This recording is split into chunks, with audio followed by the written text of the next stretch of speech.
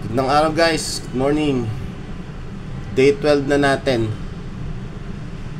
Ayan, yung ating inilagay na isda kahapon, medyo naglalaro na siya. Masigla naman sila. So far wala namang problemang pinakikita. Yung cardinal medyo ganyan talaga yan, laging nasa gilid. Pero lumabas na rin yung stripe niya. Kahapon wala yung stripe niyan eh. Stress pa siya eh. Tapos yung dalawang clownfish natin yung naglalaro na.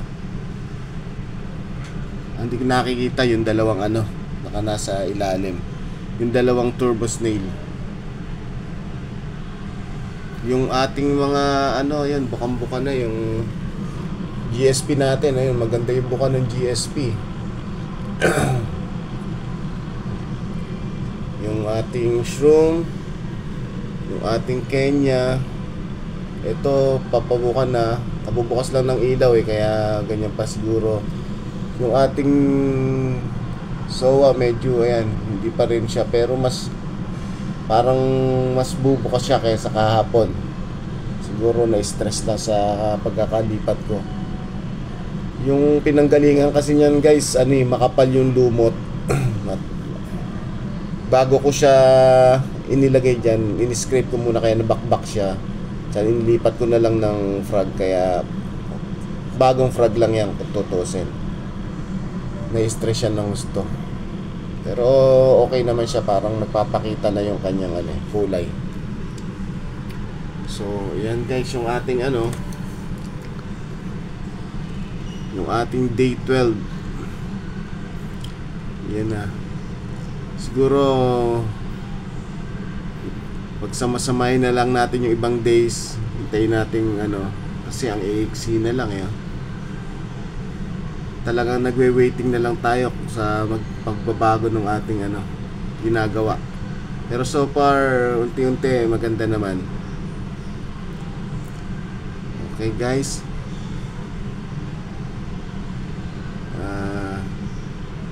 see you next vlog. Salamat. Thanks.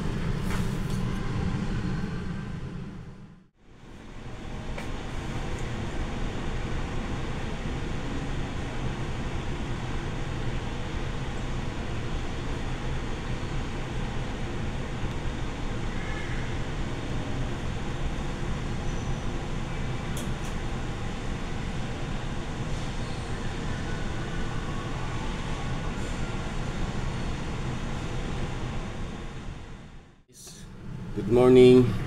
Pang na natin ngayon, day 13. May problema guys sa bahay. Alam niyo naman, summer ngayon, 'di ba? Yung tank ko sa bahay, wala kasing chiller 'yon. So, alam niyo na, uminit ang tubig. Yung anemone ko bumitaw sa bato, na stress. Alam niyo naman, anemone gusto ng malamig. So dinala ko siya dito. Tatry ko siyang ma-survive. Alam kong bawal pa, hindi pa pwede, hindi pa rin maganda ang sistema nitong ating bagong Pico tank. Kaso wala baka sakali lang mabuhay pa siya. Pero ito baka sakali lang, hindi ako sure. Ito na itsura niya. Ayan siya guys. Ewan ko kung mabubuhay pa. Tatry lang natin na baka pag malamig na umokay siya. Init kasi sobra sa labay guys. Alam nyo naman ngayon, ang init ng summer, sobra. Tagal na. Kaya try natin muna yung temperature niya, i-acclimate.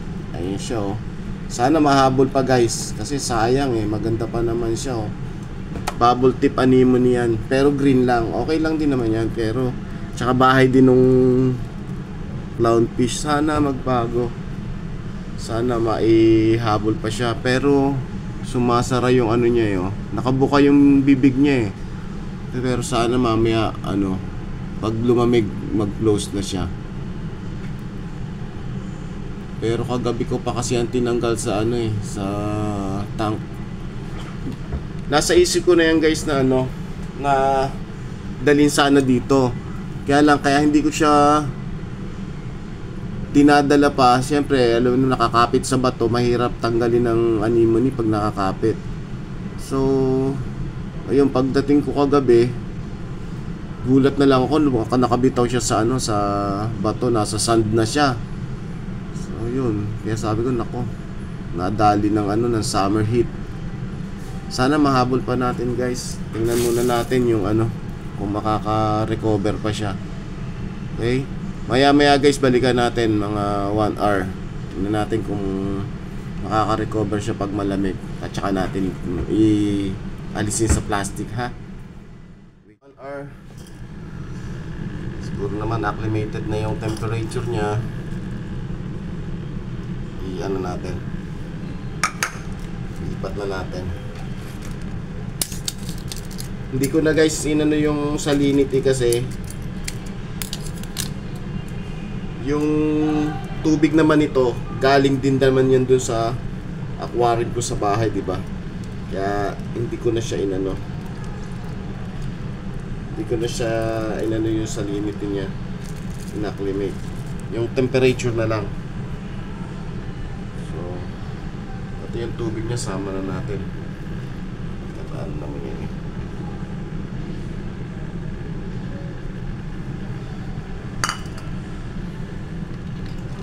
Tingnan natin kung ano, i-ano natin siya, iayos. Sana maano pa guys, nakita nyo ba guys, sana mahabol pa oh. Stress na stress siya.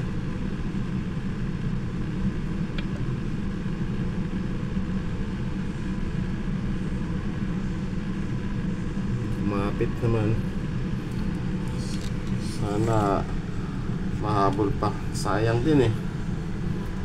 Medyo matagal na rin sa akin yan. Kaya lang tinamaan siya ng ano, heat wave, na heat stroke yata sa summer. Pero mas parang gumanda guys yung ano niya. Kanina bukang-buka yung bibig niya eh. Tsaka kumapit agad siya. Gumanda yung ano ng paa niya yan oh. Sana maging okay pa siya. Para may bahay din yung ating clownfish dito. Diba guys? Okay guys, hanggang ngayon yan lang muna. Waiting lang ulit tayo kung ano. Mamaya pala guys, may gagawin akong bukod na video. Siguro medyo mahaba na kasi to, idudugtong ko to dun sa ano eh, sa kahapon natin na day 11. Kasi medyo maiksi yun. Ewan ko lang kung ano pa. Lagyan natin siya ng ano, ng Cheeto Morpha. Pero siguro inisip sa natin lalagay. Gagawa tayo, iahang natin dito sa bandang likod. Sa bandang likod dito. Ihang lang natin. Gawa tayo ng hanger ng Cheeto Morpha. Okay guys, tingnan natin kung maidudugtong pa natin dito. Pag hindi, di sa susunod na video na. At least may idea tayo kung paano maglagay ng ano, no? Ng Cheeto Morpha sa Pico. At may isa pa pala. Gagawa na rin tayo ng DIY na protein skimmer. Wala naman kasi guys mabiling ano eh, protein skimmer na maliit para sa ganitong size. Kung meron man siguro mahal. Siguro pinakamura nating mabibili eh, mga 500, 600 something ganun. Kaysa gumastos tayo, gawa na lang natin ng DIY na skimmer. Gawan ko rin ng video yon, pero hindi ko alam kung saan ko maidudugtong na ano eh, na day natin. Okay guys, abangan na lang nyo. Okay, sa ngayon guys, ito na lang muna. See you next vlog. Please like, share, and subscribe. Thank you. Bye.